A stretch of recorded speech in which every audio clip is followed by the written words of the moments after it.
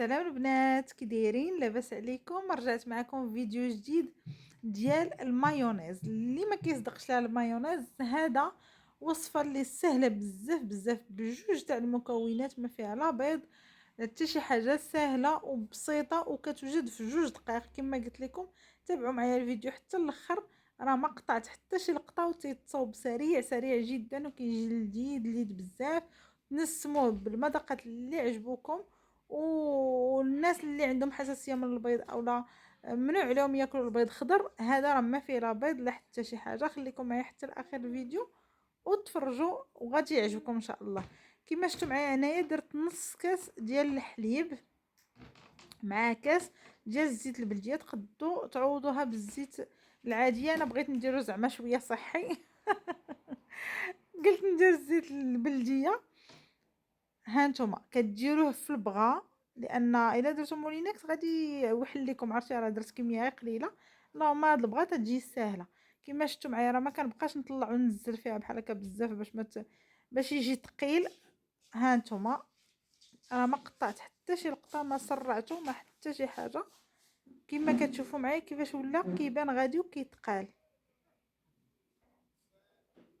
دابا راه تقريبا يلاه ما كملش حتى دقيقه بدا كيتقال بزاف بزاف، ولا ديجا ولا مايونيز. كما شفتوا معايا هاد الوصفه راه ما فيها لا بيض، ما فيهاش حتى الخل اللي كنقولوا كيتقل هاد المايونيز، كتقال غير بالزيت والحليب. صافي تشوفوا معايا هنايا، صافي راه تقريبا واجد. ما كتبقاوش تخلطوا بزاف بزاف باش ما يكونش خفيف. بالنسبه لي انا غادي نسمو غير بالمطارد، وغادي نزيد ليه شويه تاع الملحه. تقدروا ديروا شويه الملحه وشويه البزار، وغادي نسمو حيت انا كنت بغيت نديرو مع لي همبرغر، بغيت نسمو بشويه ديال الكورنيشون. غير كنت غادي نزبلها، كنت غادي نشقها لان درت الملحه والكورنيشون ديجا مالح، ولكن الحمد لله ربي لطف.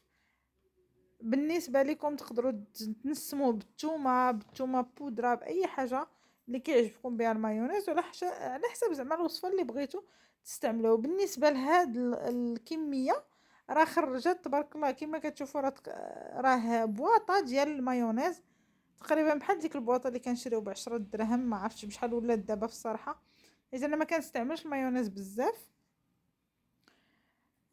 دوكو منين جيت بغيت نصاوب لي همبرغر، تلاقيت كلشي سالا ليا صافي، وانا نصاوبو في الدار هكا.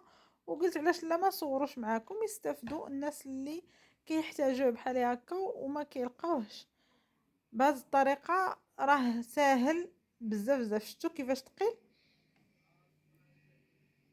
ها نتوما تشوفوا معايا خاطر بزاف بزاف.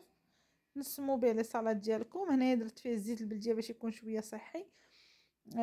تنسمي به الصالاد ديالك، تنسمي به هكا لي همبرغر لي ساندويتش. شفتوا معايا كيفاش طلع؟ كنتمنى هذا الفيديو القصير يعجبكم، هذه الوصفه تجيكم سهله وتجربوها حتى نتوما مع وليداتكم. اللي غيجيها الزيت البلديه، كاين اغلبيه تينسم لي صالاد ديالو بالزيت البلديه. اللي كيجيها ثقيله يدير الزيت العاديه، زيت المائده. واخا هي كيقولوا من الاحسن ما تاكلوهاش ما طيباش، داكشي علاش انايا فضلت انني نصاوبو بالزيت البلديه. نتمنى الى عجبكم الفيديو تخليو لي لايك. الناس اللي مازال ما اشتركوش معايا القناه اشتركوا، ما خاسرين والو.